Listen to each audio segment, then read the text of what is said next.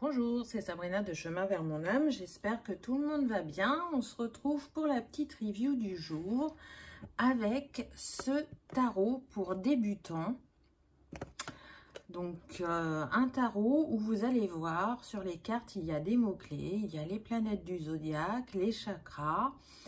Et il a été édité par Witchy Cauldron. Donc, une boîte en dur. Ce que j'aime bien, c'est les phrases sur les côtés. Cher passé, merci pour toutes tes leçons. Et quand on tourne, cher futur, je suis prêt. Donc, il n'y a pas de livret puisque tout est sur les cartes. Par contre, il y a deux cartes pense-bête, on va dire, au début. Donc, une carte pour les chakras, afin de les reconnaître sur les cartes. Et une carte sur les planètes avec, par exemple, le Soleil, l'esprit conscient, l'ego, Mercure, communication, mentalité, Vénus, amour, plaisir, Lune, sentiment, instinct, etc.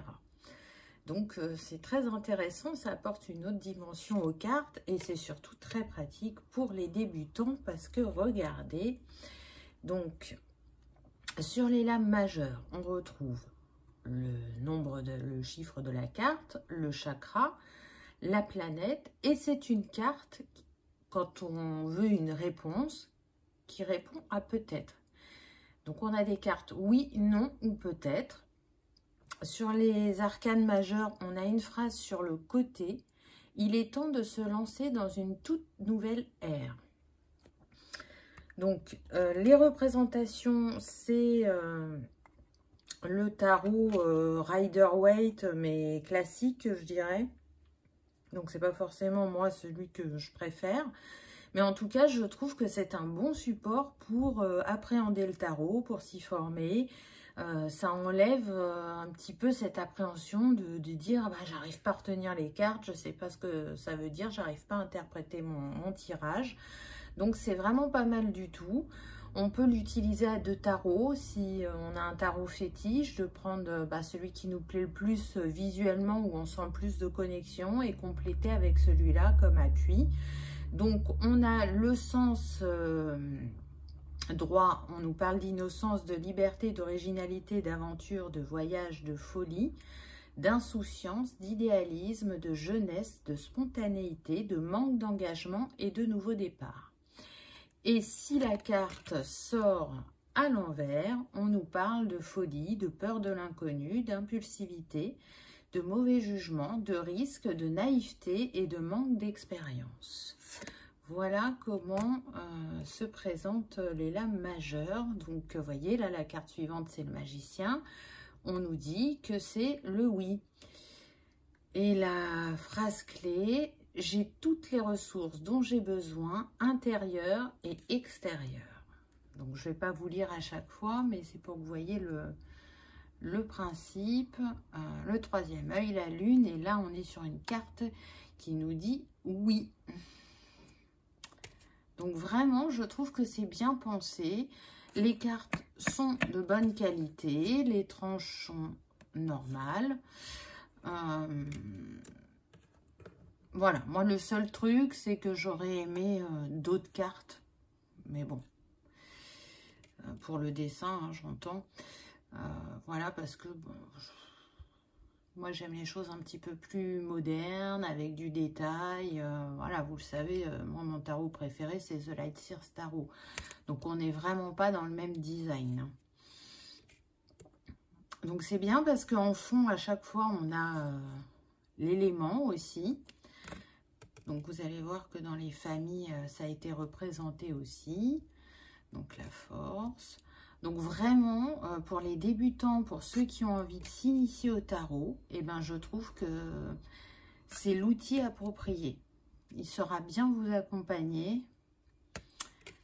Donc, si vous hésitiez, si vous ne vous sentiez pas prêt à prendre le tarot, ben, là, il y a un jeu qui peut vous accompagner dans ce sens. Alors après, de toute façon, hein, pour tout ce qui est design de tarot, il y a l'école du tarot de Marseille, il y a l'école du Rider-Waite. Ça, c'est propre à chacun. Moi, je préfère le Rider-Waite pour le graphisme, justement, puisque c'est ce qui fait travailler le plus mon intuition et j'ai besoin d'avoir une connexion avec les dessins, les couleurs. Et il n'y a pas assez de détails pour moi dans le tarot de Marseille et le graphisme ne me parle pas, quoi. Mais encore une fois, ça, c'est au goût de chacun et au ressenti de chacun. Et de toute façon, le Rider-Waite a été créé sur la base du Marseille, hein. Donc là, on arrive avec la famille des coupes. Donc on voit qu'il y a l'eau en toile de fond. Quand il y a plusieurs planètes, il précise qu'il y en a plusieurs. On est toujours sur endroit en vert avec un mot-clé en haut. Là, on a amour. Avant, on avait effusion. Donc, c'est bien aussi. On n'a plus la petite phrase sur le côté, mais on a ce mot. Là, on vient nous parler d'amitié avec le 3 de coupe, le 4 d'apathie, le 5 de perte, le 6 de retourner à ses racines, le 7 de rêve, le 8 de passer à autre chose, le 9 d'accomplissement, le 10 de mariage, le valet de coupe, on nous parle d'intuition, on est relié au chakra racine, c'est une carte positive, on nous dit. Le cavalier de coupe, on a l'expression créative, la reine, le nurturing, le roi de coupe, on a l'intelligence émotionnelle. Et ensuite, nous passons au bâton. On a la reine de bâton avec la vibrance. Et vous voyez, de nouveau, l'élément de fond change. On a l'élément feu. Avec l'as, on a l'inspiration. Le roi de bâton, on a le leadership. Le 2 de bâton, on nous parle de choix. Le 3, on nous parle de prévision. Le 4 de communauté. Le 5 de conflit. Le 6 de reconnaissance.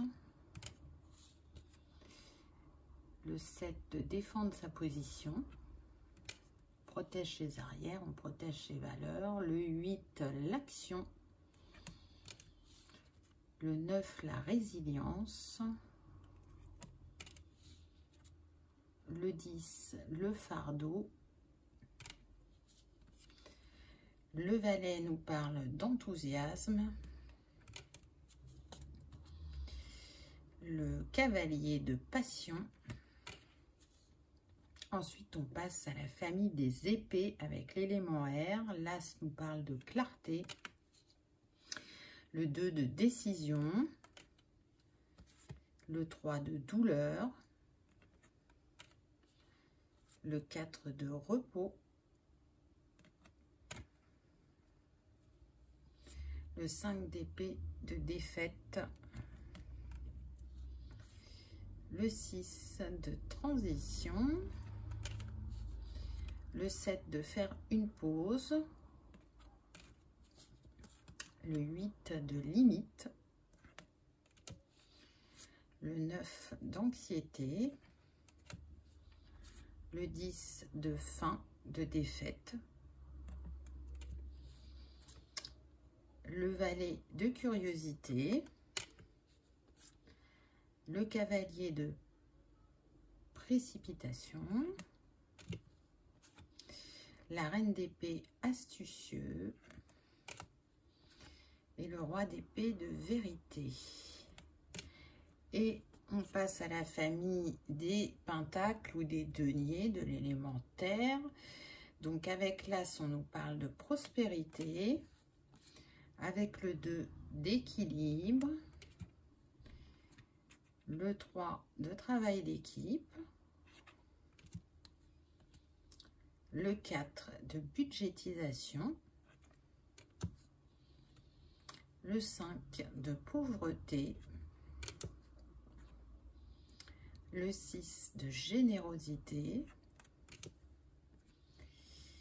le 7 de faire des investissements, le 8 la patience, le 9 de richesse et d'indépendance, le 10 d'aboutissement, le valet de nouvel emploi, le cavalier de routine, la reine d'abondance et le roi de sécurité.